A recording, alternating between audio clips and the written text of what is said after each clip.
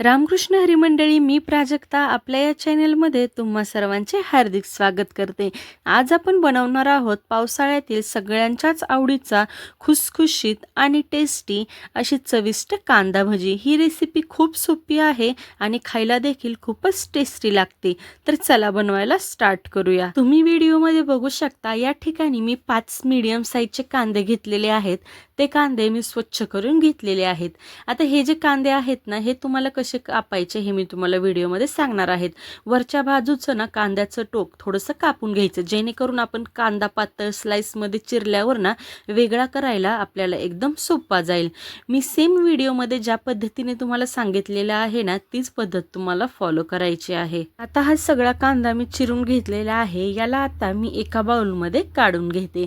आता या कांद्यावर ना कांदा असा हाताने चांगला कुस्करून घ्यायचा। त्याच्यानंतर त्याच्यावर मी अर्धा चमचा मीठ टाकलेला आहे, थोडीशी हळद टाकलेली आहे आणि अर्धा चमचा मिरची पावडर टाकलेली आहे।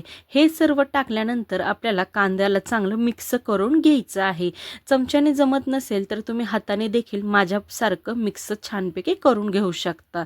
आता कांद्याला चांगलं मीठ मिक्स केल्यानंतर आपल्याला त्याला 10 ते 5 मिनिटासाठी रेस्टसाठी ठेवायचं आहे। आता 10 मिनिटांनी तुम्ही बघू शकता की कांद्याला चांगलं पाणी सुटलेलं आहे। त्याच्यामुळे आता मी त्याच्यामध्ये अर्धा चमचा जिरी टाकलेली आहे, अर्धा चमचा ओवा टाकलेला आहे आणि हे जे धने आहेत ना, अख्खे धने असे मी क्रश केले होते ते टाकलेले आहेत आणि बारीक चिरलेली कोथिंबीर देखील टाकलेली आहे आणि 1 चिमूट मी हिंग देखील याच्यामध्ये टाकलेले आहे। हे सर्व टाकल्यानंतर आपल्याला याला चांगल्या प्रकारे एकदा मिक्स करून घ्यायचं आहे। त्याच्यानंतर याच्यामध्ये मी आता 1 वाटी बेसन पीठ घेतलेलं आहे। त्याच्यामधले 3 चमचे बेसन पीठ मी स्टार्टिंगला याच्यामध्ये टाकलेले आहे। एकदम आपल्याला बेसन पीठ याच्यामध्ये ॲड करायचं नाही, थोडं थोडं करून याच्यामध्ये मी बेसन पीठ ॲड करणार आहे। बेसन पीठ ॲड केल्यानंतर आपल्याला या पिठाला चांगल्या पद्धतीने मिक्स करून घ्यायचं आहे। स्टार्टिंगला मी याच्यामध्ये अर्धा चमचा मीठ टाकलं होतं, म्हणून नंतर मला मिठाची गरज वाटली नाही म्हणून मी नाही टाकलं। तुम्ही तुमच्या टेस्टनुसार याच्यामध्ये मीठ ॲड करू शकता।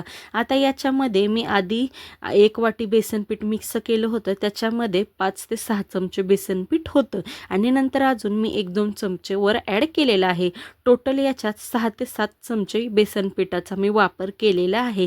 या पीठ मळताना ना याच्यामध्ये आपल्याला पाण्याचा अजिबात वापर करायचा नाही। जे कांद्याला सुटलेलं पाणी आहे त्याच पाण्यामध्ये आपल्याला हे बेसन पीठ मळायचं आहे। मी लोखंडाच्या कढईत तेल गरम व्हायला ठेवलेलं आहे। तेल गरम झाल्यानंतर 2 चमचे मी भज्याच्या पिठात तेल टाकलेलं आहे। ते मिक्स केल्यानंतर आता तेल गरम झालेलं आहे, तर याच्यात आपण भजी सोडायला स्टार्ट करूया। तुम्ही व्हिडिओत बघू शकता की मी भजी कशी अशी वेगळी करत सोडत आहे। एकदम असं आपल्याला 5 बोटांनी भजी सोडायची नाहीयेत। याचं नावच खेकडा भजी आहे, त्यामुळे याला आकार नसतो, त्यामुळे आपल्याला ही हाताने अशी वेगळी करून सोडायची आहेत। तुम्ही कांदा भजी कशा पद्धतीने बनवता मला कमेंट बॉक्समध्ये नक्की सांगा। आता ही जी भजी आहे ना, हे आपल्याला मीडियम टू हाय फ्लेमवरच तळून घ्यायची आहेत। आता ही जी भजी आहेत ना, ह्या भज्याचा चांगला कलर चेंज होईपर्यंत आपल्याला ही भजी तळून घ्यायची आहेत। तुम्हाला कोणत्या प्रकारची भजी आवडतात आणि तुम्ही कशा पद्धतीने बनवता मला कमेंट बॉक्समध्ये नक्की सांगा। आता तुम्ही बघू शकता की आपल्या भज्याचा कलर चांगला चेंज झालेला आहे आणि आपली भजी तयार देखील झालेली आहे। तर ही भजी आता आपण काढून घेणार आहोत। सेम याच पद्धतीने आपल्याला बाकीची पण भजी तळून घ्यायची आहेत। अशा पद्धतीने आपली सर्व भजी तयार झालेली आहे। भजी सोबत खायला आपण हिरवी मिरची तळून घेणार आहोत। कोणाकोणाला भजी सोबत हिरवी मिरची आवडते मला कमेंट बॉक्समध्ये नक्की सांगा। अशा पद्धतीने आपली गरमागरम पावसाळा स्पेशल कुरकुरीत कांदा भजी तयार झालेली आहेत। ही भजी तुम्ही हिरव्या चटणी सोबत, टोमॅटो सॉस सोबत, केचप सोबत किंवा चहा सोबत देखील सर्व करू शकता। खूपच टेस्टी लागेल। जर तुम्हाला हा आपला व्हिडिओ आवडला असेल तर प्लीज व्हिडिओला लाईक करा, शेअर करा आणि आपल्या चॅनलला सबस्क्राईब करा। असेच वेगळ्या रेसिपी पाहण्यासाठी आपल्या सोबत रहा। Bye bye.